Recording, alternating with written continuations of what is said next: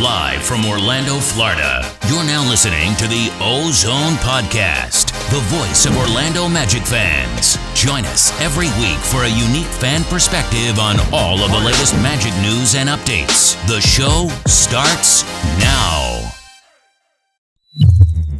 What's up, Magic fans? Welcome back to another episode of the OZone Podcast, brought to you by DraftKings and part of the Basketball Podcast Network.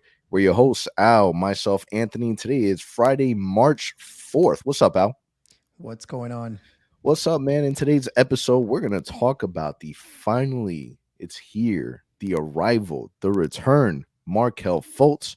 Talk a little bit about the update on Jonathan Isaac and his injury that we heard from the front office. And then we're going to talk a little bit about Wendell Carter as he's slowly becoming a star on this team. But before we get into that, definitely want to take a moment and just kind of highlight the fact that John Gabriel and Brian Hill were officially inducted into the Orlando Magic Hall of Fame. Really big recognition for those guys. They definitely deserve it. But my question to you, Al, is, all right, it feels like we've gotten everyone from the past that we needed to get into the induction of the Orlando Magic Hall of Fame. But who's next? Who would you put next? Who would be your two next that you would want to see get that the highest level of recognition from the Orlando Magic organization? Man, so I'm sitting here right now and I'm struggling to come up with like a name that I'm like, that's got to be next, right? Because you got Shaq already, you got T-Mac already. I don't know. So I'm trying to think. Penny's already there. So if I had to choose a name right now. Only choose one, because I don't want you to say both of mine. I'll choose one. I'm going to go with, can I say either or? Okay, at least. Go for it. Go for it. All right. I'm going to go with either Jameer Nelson Good call. or, may surprise some people, Stan Van Gundy. Okay, that's an interesting choice. I don't see Stan Van Gundy happening. Like, I just don't. I feel like that relationship ended so sour. And granted, it seems like half of the people that we've inducted into a Hall of Fame have ended in a sour form. Even Brian Hill, during his acceptance speech, or if that's what you want to call it, that he didn't expect that he would win this award because he's the only head coach to get fired twice by the organization. I don't see Stan Van Gundy. I don't see him getting that recognition. I really don't. I would like him to. I think that's well deserved. So he made it to the finals, right? So you got Coach Hill who did it. Now you got Stan Van Gundy as the other one that has done it. So again, you think of Shaq, you think of T-Mac. Things didn't end well for those guys. Stan Van Gundy didn't end well, but again, you can't deny the fact that he accomplished a lot in his short time with the Magic. So from that standpoint, I'm thinking of that. I won't throw any more names because I want you to give your names Good out. call. So Thank you you. go ahead. The only reason why Stan Van Gundy said anything positive about the Orlando Magic post his coaching career with the Magic is Clifford coaching the Magic, and we make it to the playoffs, and he was an analyst, and he was just rooting for us and rooting for his friend. That's really the only reason why we got recognition from Stan. That's about it. But my two would be, I definitely agree with Jameer Nelson. Jameer Nelson spent a lot of time with the Orlando Magic, and I am still frustrated with the fact that we don't have him in Orlando at some capacity, in any capacity.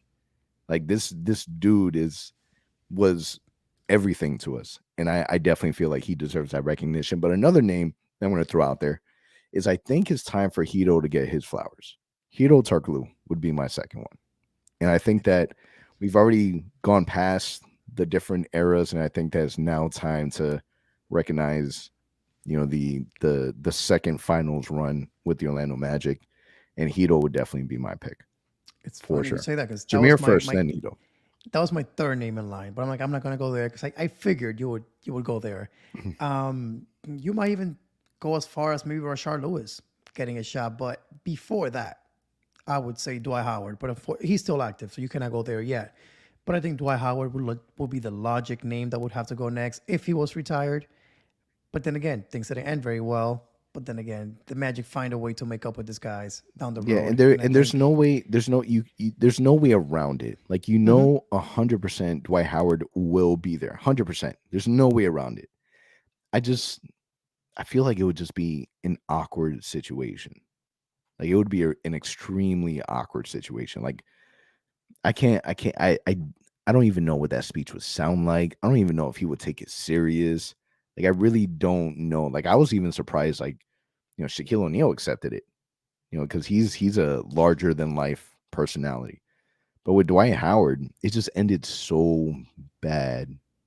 Like, would you consider the way that Dwight left the worst departure of any player? Would you consider his departure worse than Shaquille O'Neal's? I think so because he was loved in the city. Money was not an issue. Shaq, it was obvious. We lowballed him, and that's what led him to LA easily. With the Magic, he had a choice. He was getting paid. He was the star. I mean, he was the man in this town. He could get whatever he wanted. And even then, he played it poorly. Like, if you want to get traded, say it. Talk to the team up front. Be honest about it. Don't get on a plane and then change your mind. And then 2 months later, oh, I want to be traded again. That made it so ugly for the team. They could have gotten so much more value if he would have just come up and said, "Hey, I want to get traded. Make it happen." The Magic could have found a way and gotten a lot more as a result. But because of what he did, we're still paying the price. And not to knock nothing on Vooch. Great player, did great things for us. But the reality is, you could have gotten, I don't know, a Carmelo Anthony back then, a Deron Williams, something, another star to come back to Orlando instead of a guy like Vooch and a bunch of picks. So I It think could have because been of all it the could have been things, worse. It could have been Andrew Bynum. Could oh have been. God, Could have oh been a God. lot worse. But yeah, because of all those factors, I think you got to think that that's one of the worst to Patrick. I mean, it was just poorly executed on all aspects. Yeah. It'll be interesting. Oh It yeah. Again, there's no denying it has to happen. I think it'll be a little awkward.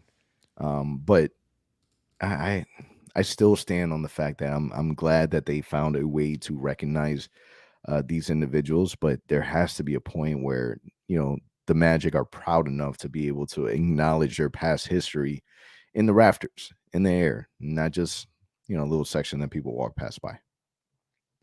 Yeah, man, they got to move away from that. We've talked about it in this podcast quite a bit. Those should be jerseys retired. It even looks nice because if you go to Amway right now and there's just two little banners by themselves doing nothing in the rafters, it would be nice to see, number 32, to see number 12, to see in the future Jameer Nelson's number out there. It makes it seem like, hey, there's some history to this team. What did those guys do? It reminds you those guys were part of those teams. Right now, you got to walk through I don't know, getting food. It might hit you in the face. Oh, this guy is in the Hall of Fame, but it's not obvious. It doesn't hit you when you walk into Amway Center. So they got to fix that at some point. Yeah, absolutely. All right, so Markelle is back. How big was that for you? So I feel like this was a topic of conversation for a long time. Front office telling us this is what we're getting. This dude has been practicing with the team since December. We still haven't seen him. Like, there was a lot of no communication, and then out of nowhere, not even from the front office, not some Twitter message, it was actually Markelle Fultz on the pod squad announcing that he is back. He's returned. How exciting was that for you, and what were your first thoughts? That's unique, man. That was unexpected, right? So, like you mentioned, it was not the front office. It wasn't an announcement that came out on Twitter. Like, it was legitimately, hey, a new episode of the Pod Squad that was dropped, and you're like, Markelle Fultz, what is this about? And that's how he announced it. So that was kind of cool. I mean, it was different. I'll give the team credit for that. But to that point, the secrecy went to that extent.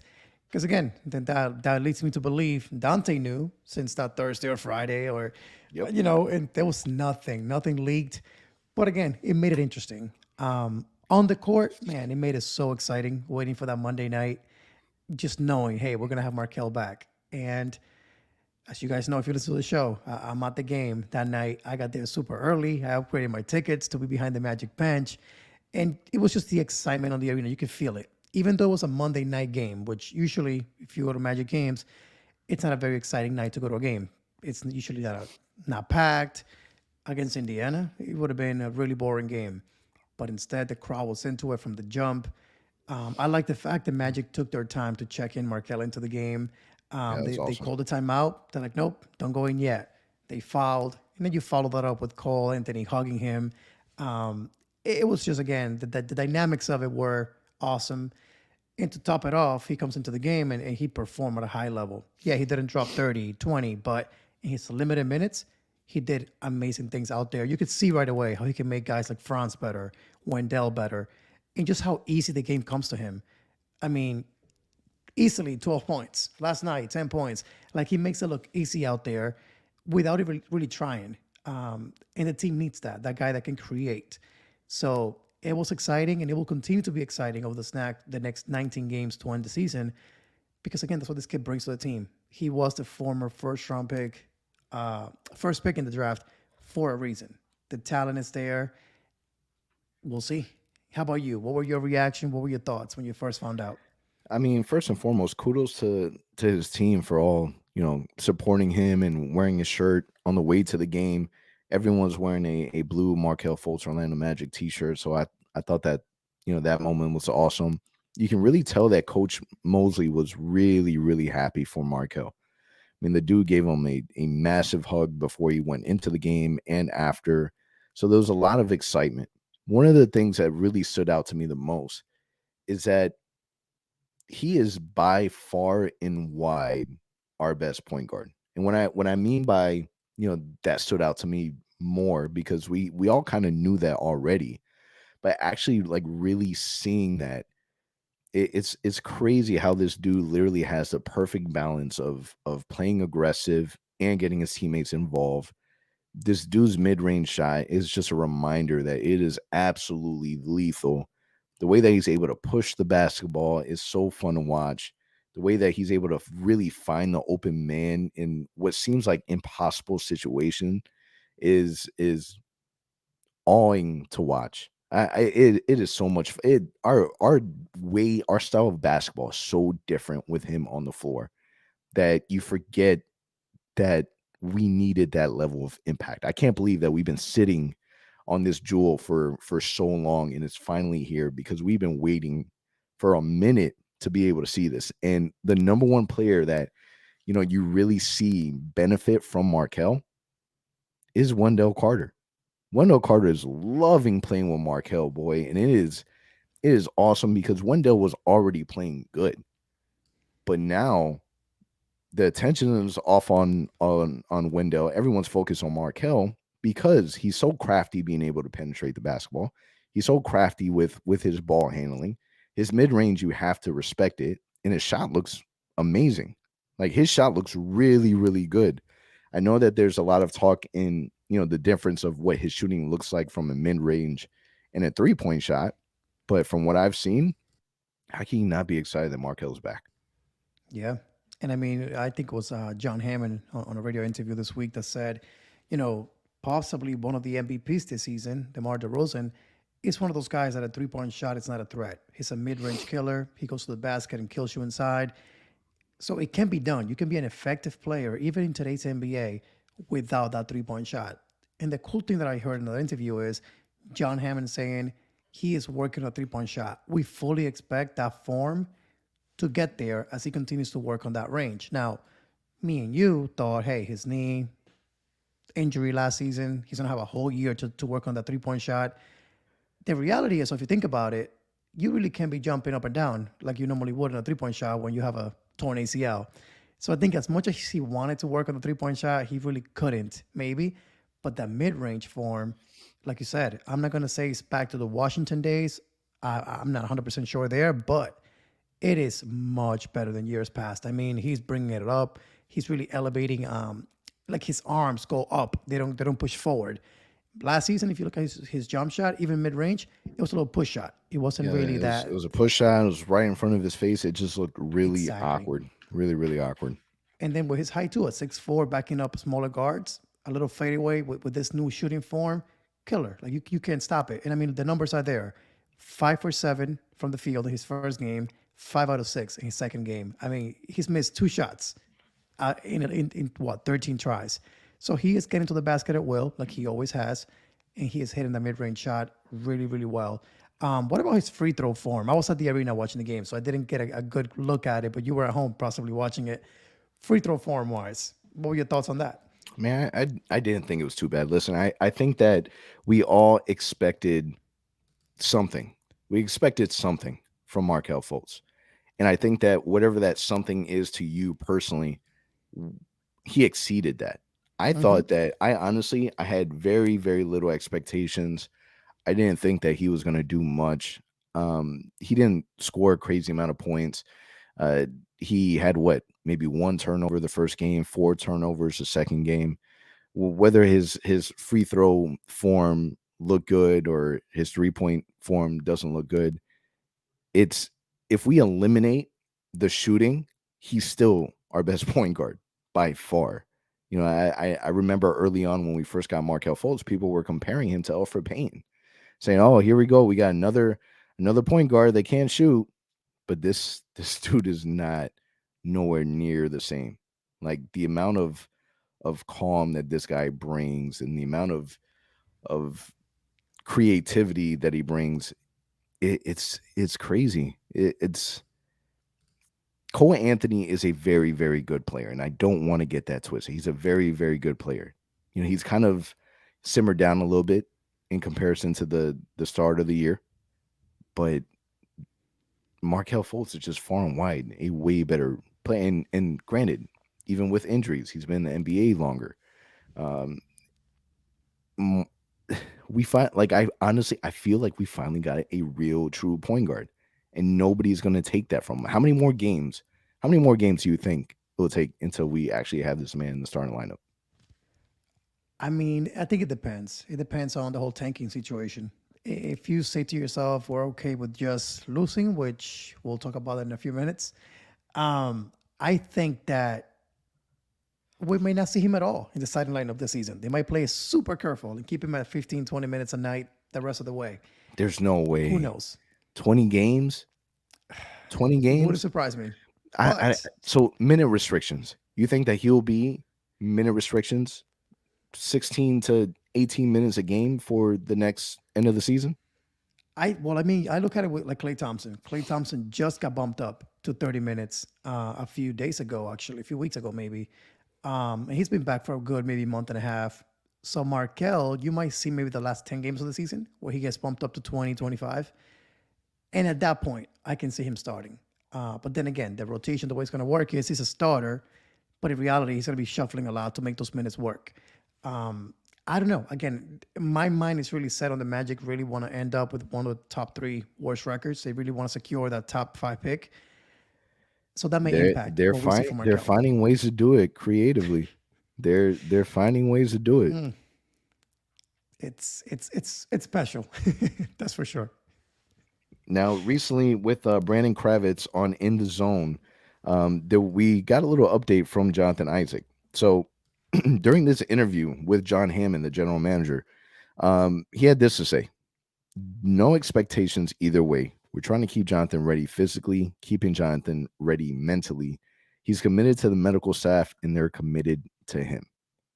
Now, as happy as I am with Markelle Fultz, I'm okay with Jonathan Isaac not coming back. I've gotten my void filled with Markelle Fultz coming back with this team. I'm okay with Markelle Fultz. I'm happy. We got a brand new basketball team from what it feels like. I'm okay with not seeing Jonathan Isaac come back. Let me start off by saying that. With that being said, So what the hell is John Hammond trying to say? What is he saying? Why are we speaking in code? And this is the part that's frustrating, right? We talked smack about, all right, when are we gonna get Markelle? When we get okay, we got one out of two. But why are we dissecting words with this front office? Why do we have to read between the lines so much? No expectations either way. Like, my dude, we got 20 games left. What do you mean no expectations either way? What is it? What does that mean to you? What are your feelings from that you know interview? what? I mean, when I first read that, same reaction. Like, what the heck does this mean? Like, it's not really a clear answer. The question was, will we see him play next? Like, is he coming back next? Markel is back. Is he next? That's the answer that we got. So really, it means, in my opinion, maybe we will, maybe we won't. We don't know, right? And he's using the line of, yeah, he's committed to the medical staff. They're committed to him, physically ready, mentally ready. The the part that I would highlight there is mentally ready. Like, what does that mean? This GI got hurt. What is it now? I lost track. 18 months ago, so a year and a half. I'm concerned that the word mentally ready is part of that paragraph or a few sentences. Why? Markelle's playing basketball and he was out for 13 months and he's back and he doesn't show any signs of having issues with that knee. But let me ask you this too, on this same topic. Did you see the reaction that GI had on the bench after the dunk by Wendell yesterday? I did see that reaction. His knee looked perfectly fine to me. If anything, I think that front office is seeing that video. Like, dude, I need you to calm down. Stop moving. Why are you moving so much? Like, you're giving away our secrets. This dude was doing like high knees off the bench, like multiple, like not just one. Like, this dude was exercising. Like the way that his knees were flopping up and down, you're like, there ain't nothing wrong with this guy. What are we doing? But again, it leads to the point of, it forces you to view mentally ready as something that you have to dissect. Now, when it comes to injuries, listen, I dislocated my shoulder playing basketball maybe 10 years ago. And if I go play basketball right now, even though it's healed, I'm still worried about it, and I still play basketball protecting it, knowing that I'm 100% okay. But mentally, that's still in the back of my mind. I still play a certain way because of my shoulder injury. So maybe that's what they mean by mentally. Maybe. The part that concerns me, not concerned, but it's like Brandon asked, do we see him playing this season? Straight up. It's a yes or no question. Yes or no, we don't, but no expectations either way. So it's kind of like, well, he might not, but he might also. But why do we have to complicate it? Why can't we just simplify the situation? My guy, is it yes or no? Why to be we expect play, but we also don't not expect him to play? It's confusing. I can tell you this though, if he's still not doing contact work, which we talked about, I think on the last episode, he's still not doing contact work. He's still just shooting and observing in practice. How Markelle returned to contact practice, as far as we knew, in December, and he didn't come back until February. So end of February at that. So that was about 2 months. The season has a month left. So if I was a betting man, again, JI, I think we don't see him this season. I just don't think so. And even if he is ready at this point, man, what's the point? You got 19 games left. At this point, write it out. They're committed, like we said before. They are committed to ending with a top 3 pick in this year's draft, hopefully. Honestly, don't mess it up. We've waited long enough. I'm okay waiting another 6 months so this kid can come back not only 150% ready, 1,000% ready. Like, so he has no doubt that then he's ready. Give him a full training camp. Like, I'm okay with that at this point because, again, we've suffered enough. We've now watched this guy play basketball for almost 2 years. I'm okay with that at this point. It's like, whatever. If he plays this season, amazing. I'm excited. I'll be watching. Obviously, we're going to talk about it. But if he doesn't, I've already accepted the fact that that's a possibility. What would drive me absolutely insane is if he doesn't play this season and then next season we go into it and he has minute restrictions and they're sitting him on back-to-backs, and that would drive me absolutely crazy. Or just imagine, like, oh, training camp is opening today. Is GI part of it? No, we're ramping up. He'll be there towards the end. Like, that can't happen. That's what I'm saying. Like, and it's funny, and we laugh because, like, in the back of our mind, that's a possibility. It is. Like, we might see that. That might happen. But that's the thing. Like, I'm okay with this because I'm giving them plenty of time not to come back at 100%, at 1,000%. Like this guy's gonna come out balling. Like they keep saying he's working on his shot. That's what he's doing, left and right. This guy better be close to Rashard Lewis now at this point because he's had 2 years to work on the shooting form and the 3-point shot. So again, I'm being patient. I understand the word that I kept saying in the earlier episodes back in December, January is patience. That's our key word for the season. We're going to get better. We're going to develop. It's a patient stage for us Magic fans right now. But at some point, you got to start demanding things from the players, things from the front office. And we're getting there. I think we're seeing things like last night, the night before against Indiana. We can play really good basketball when we are healthy and when things are clicking for us. We're good. We're not a bad team. We're one of the worst teams because of injuries. But again, next season, you cannot come at me and say the Magic have a 2-13 record again. Like, that's not going to fly. Now, be careful, though. JI playing these cards, whatever they're doing, 3 of the top picks in this year's draft play the power forward position. But that's why I don't think care it's what so you tell me. important. Yeah. It's so important for this dude to play because of that reason. Yeah. I mean, imagine this. Jabari Smith gets picked with the 2nd pick in the draft. Wait, timeout. JI's back. But wait, Franz killed it last year. Oh, but wait. Okiki is balling out. Wendell is balling out. Mo Bamba's playing decent. What do you do? But that's why. So this is a strong reality. The strong reality is that even if the Magic have the number 1 pick in the draft, the Orlando Magic select Jabari Smith with the number 1 pick in the draft, there is a possibility that the number 1 pick in this upcoming draft may not even start on the worst team in the NBA, the worst record holding team in the NBA, and their number 1 pick may not start. That's wild. Realistic, though. Wild. And I used to think like, oh, what if you just, again, like we said before, what if J.I. is a signer next year? Boy, timeout. There's no way you can bench Wendell anymore. Like Wendell's been balling and playing really well. So that's not realistic. Wendell has been playing more the 4 than he has the 5 with Mo Bamba in that lineup. And Wendell is undersized per se.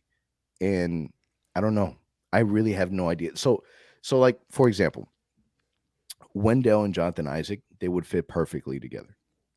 Why? Because even if we talked about positionless basketball, 4 and 5, they can make it work. They can interchange. Jonathan Isaac has the height. He has the size. Wendell may not have the height per se, but height really isn't that big of a deal anymore in today's game. And he can stretch the floor. He plays way bigger than what he is. He's strong. He's powerful. Markelle Fultz, Jalen Suggs. Markelle Fultz is more point guard than he is shooting guard. Jalen Suggs is more shooting guard than he is point guard. So they can interchange as well. But you still, what the hell do you do? Like Coach Mose has it easy right now. He knows that he has to slowly bring in Markelle Fultz so he can still keep, Cole Anthony and Jalen Suggs happy. Eventually, he's going to have that tough conversation where he tells Cole Anthony, sorry, you're going to have to come off the bench. Or he tells Jalen Suggs, hey, sorry, I'm going to go with Cole and Markelle. You're going to piss somebody off. I don't care how much these guys love each other, which they do, get along, have great team chemistry. Somebody is going to get butthurt that they're not playing back in that original position because Markelle came back. Everyone's happy for Markelle. Everyone's super happy. At the same time, this man's taking one of your jobs. Like that is happening. And that's what makes it so interesting, right? So it's happening with Markelle with the guards. Like he is going to take minutes from either Cole or Suggs. GI, same thing. If we end up drafting one of those forwards in the top of the draft, they're going to have to get minutes some way, somehow. So again, the front office will have to figure it out. It's way too early to start thinking about that, but it's worth thinking about. Like, yes, GI is going to come back at some point, but what does that mean for the draft? What does that mean for the future of the franchise? There will have to be moves because, again, the guys that are playing right now are playing pretty well. So how do you come back at them and tell them you're not going to play next season, whether it's Chuma, whoever it may be? They deserve a chance. They deserve minutes.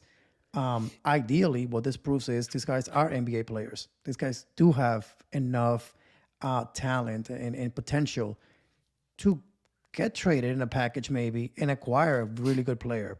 That may be something that the Magic, again, that's the best case scenario. I think if you're thinking of jumping to become an elite team in this league at some point, we're not there yet, but eventually that will have to be the reality of it. Like you said, people won't be happy being the 10th man off the bench when they know they can be better than that. It almost reminds me of did you watch Game of Thrones? A little bit, not the whole series.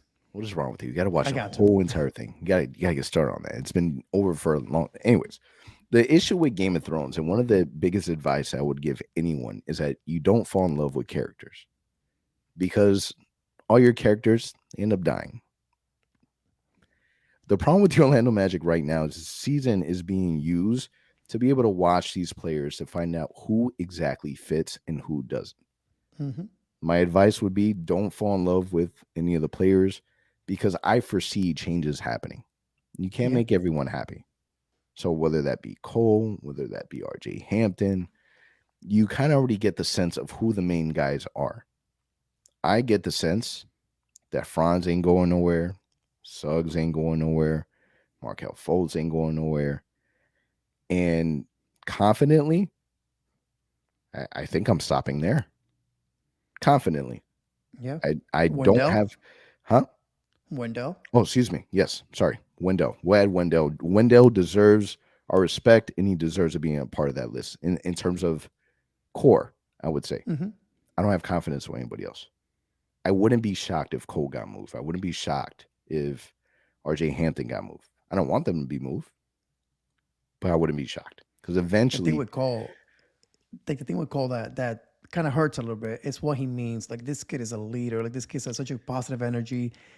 That would, because to get a guy like that in your locker room is really hard. It's really hard to acquire guys that have that they embody the city, they embrace it. Like, this kid's from New York. He wears that on his sleeves, but he's adopted Orlando as like his second home. Like, he's at UFC games, he's at UCF games, he's at everywhere, Orlando City. Like, this kid has become the face kind of the city in a way through the Orlando Magic. And all of a sudden, to kind of say, hey, we're going to trade him, it would sting a little bit. I But hope at the end of not. the day, like I said, you got to make what's best for the team. Yeah, I hope not. I do not want them to move him. I don't want any of that. But at the same time, at the end of the day, you're trying to build this puzzle of pieces that fit together to ultimately win a championship. That's the goal. We're not going to win a championship next season. We know that. The goal isn't about winning a championship in the next 2-3 years. It's down the road. It's building longevity. It's building a culture, and eventually you get there. And you have to get to a point where these pieces do start to fit. Who are you looking at where all these young pieces, so many young pieces that we have, in addition to adding more in this upcoming draft, chances are we're looking at the year after that. We still have, the additional picks from the trades that we made the offseason prior. We got those coming in. What do you end up doing? And in a sense, is great, because if the Magic wanted to swing big, they're one of the few teams that they have enough arsenal to force these teams to talk to us and listen, because we'll be able to entice them with so much youth, so much tradable assets. We still own all our futures. So if the Magic really wanted to swing big, they could. At the same time, again, you're going to use the season to really, you use the season to figure out what you have to then, make the necessary steps moving forward. Yeah. And I mean, one thing I can just keep saying this, but this front office is not the past front offices. So don't compare them. When it comes to the rebuild, I don't know, man. It didn't feel this way back in the Oladipo days, and it didn't feel like this. You can tell that this roster is going to be easily 11, 12 deep, with just young guys that can play in the NBA. And then, like you said, on top of that, you got all these picks. And then on top of that, you're going to have some cap flexibility as well to do the right things for these guys, or to bring in a free agent whenever you choose to play that card. So it's looking really, really bright. Like I said, for the Magic, you're seeing some national media talk about it a little bit. Some guys on Twitter that follow the NBA talk about, hey, these are not your old Orlando Magic that were making silly moves and I know what they're doing. Like, they got something cooking down there in Central Florida. And it's exciting because we can see it as fans, but to get people from the national level to witness that and to notice that, it's exciting.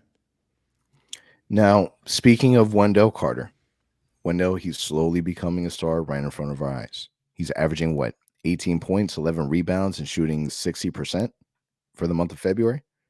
What are your thoughts on this level of play from Wendell?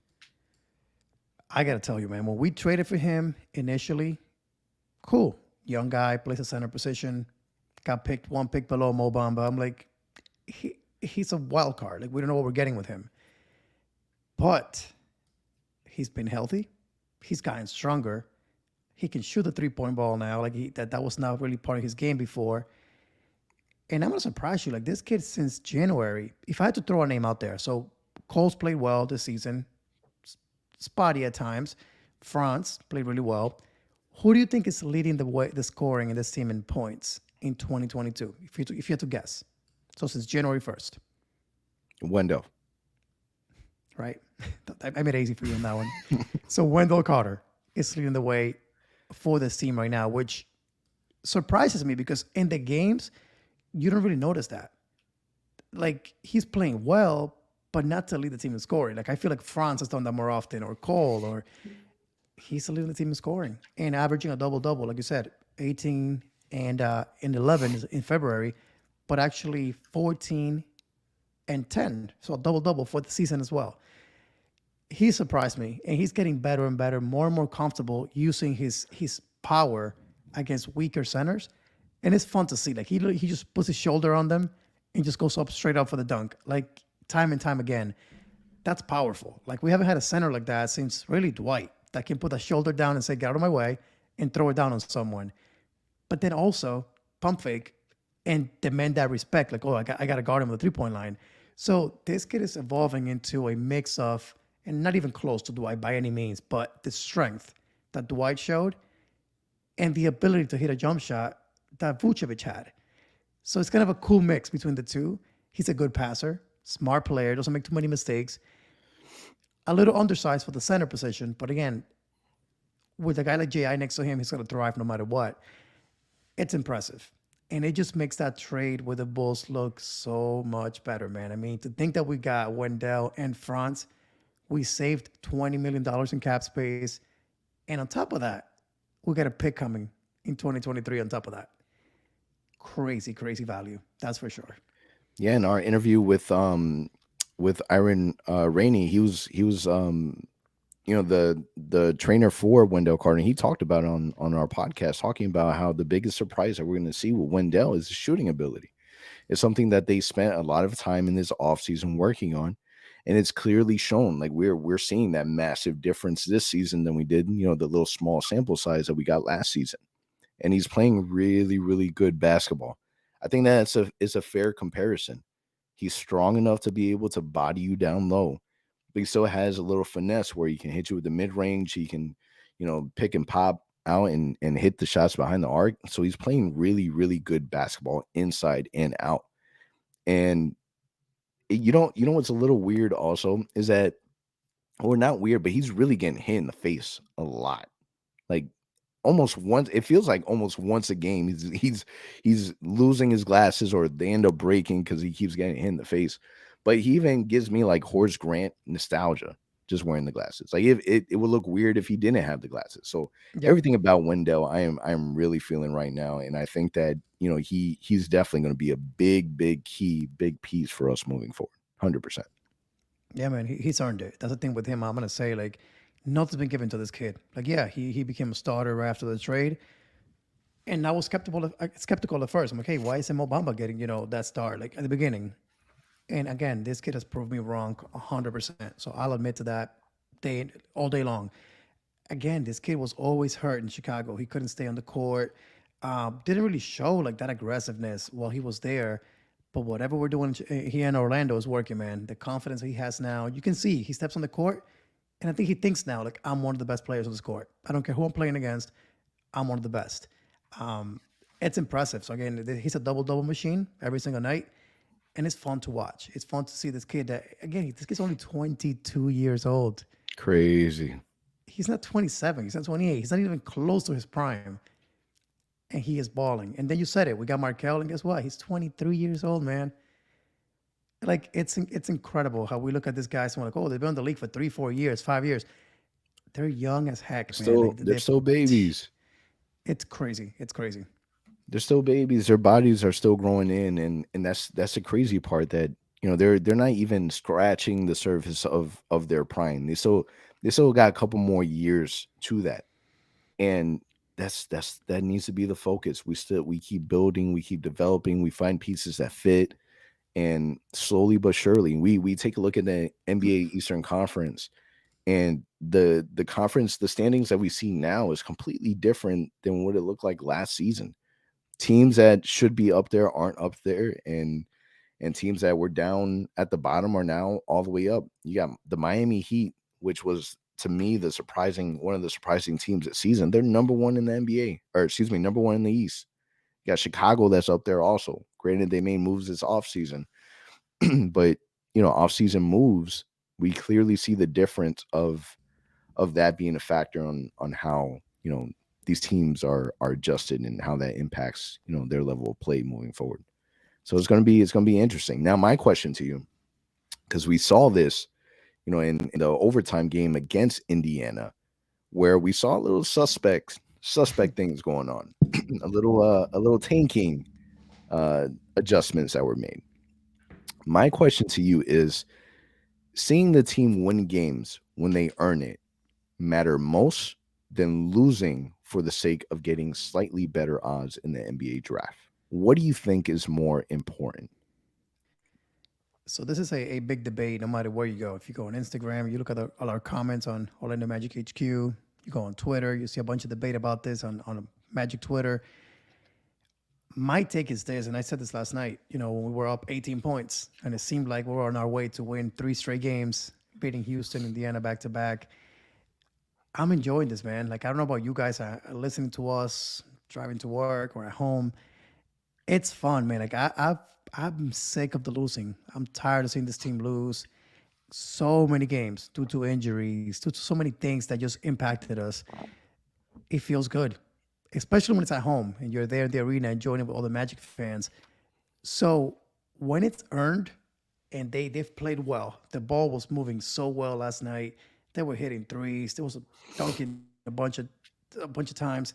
It was fun to watch. When that happens organically and we're playing well, enjoy the moment, man. Like, stop thinking about, like, crap, we're up 20.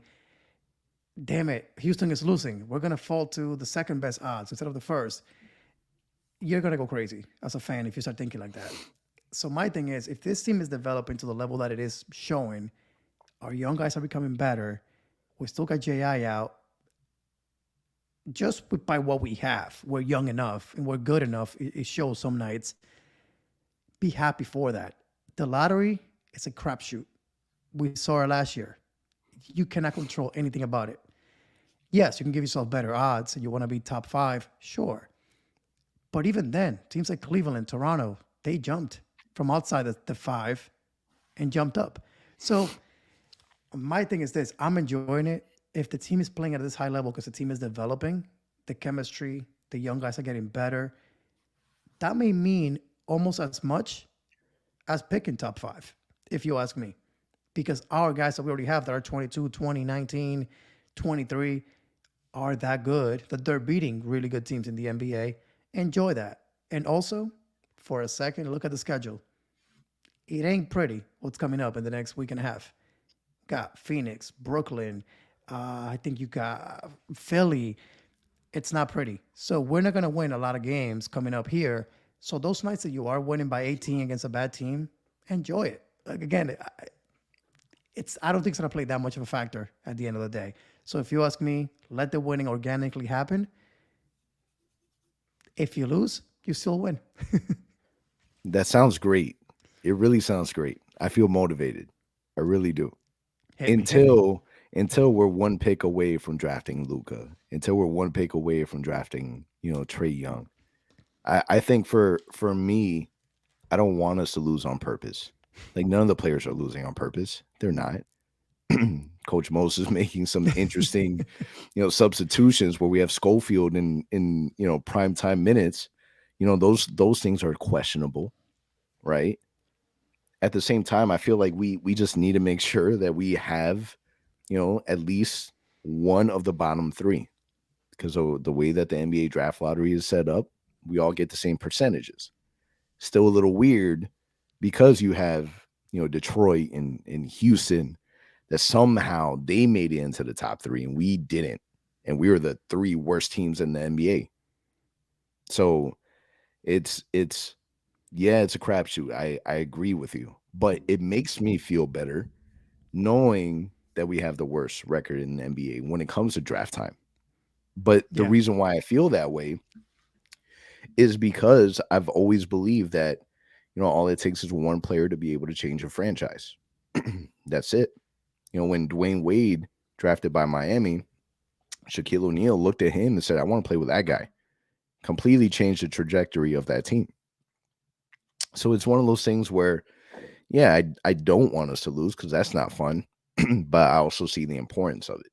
So it's an internal battle that I feel like we've been doing the last 2 years that I can't wait for us to be able to be done and over with so that this team can finally play at its potential.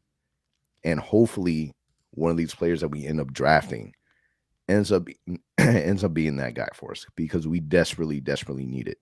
Or the development becomes so crucial that player is already on the roster. And that's the thing. We may have that guy that we're like, we need that one guy. Maybe already in the roster. It may be Jalen Suggs. It may be Franz that develops into a guy that other people are watching and noticing and wants to come to Orlando to play with. Maybe Wendell Carter, who's, again, we talked about it right now, is growing so much his last few years. Again, that's not even mentioning that our two top players, Markelle and J.I., that have the highest potential and highest ceiling. So I hear you. And honestly, we lost the game last night, like you mentioned. Some questionable things happened towards the end. Felt like a game that we let go on purpose, really. And I don't mind it. Like Indiana was catching up. They're trying to lose too. They're trying to tank. And we are now, I think, 5.5 games away from kind of sharing the top odds with them. So important game to lose, if you ask me. But at the end of the day, we have 5 weeks left. And like I said, if you look at the schedule, I think we play OKC twice, Detroit once more. I think that's it for like easy games that I can mark down and say we can win that night.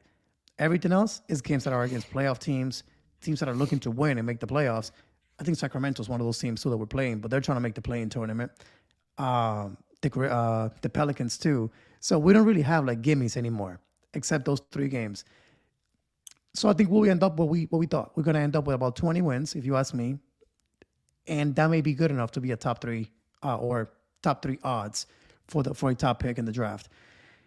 We'll see. The hope this year is that we don't do the same thing that happened last year. All this losing, and then we drop.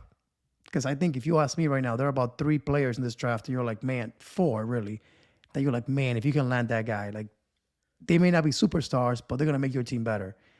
And if you end up picking 5th, that's going to suck. Yeah, Magic definitely need to make it into that top 2. Really tough schedule coming up. We got Toronto, Memphis, Phoenix coming up next in our radar. New Orleans Pelicans also. It's gonna be interesting to see. Definitely happy to see Markelle Fultz back. Desperately needed it, man, because it's the last couple games have been really, really rough to watch. Really rough. And with how taxing the season has been, I'm glad that the fan base we're getting rewarded with a player like Markelle Fultz back in the roster. Yeah, on that note, it is a wrap. Appreciate you guys for listening. Markelle is back. Catch you guys next week. Thank you for listening to the OZone Podcast, the voice of Magic fans. For all the latest Orlando Magic news and updates, follow us on Twitter at the OZone Pod and on Instagram at Orlando Magic HQ. Remember to subscribe and leave a 5-star review on all your favorite podcast listening platforms.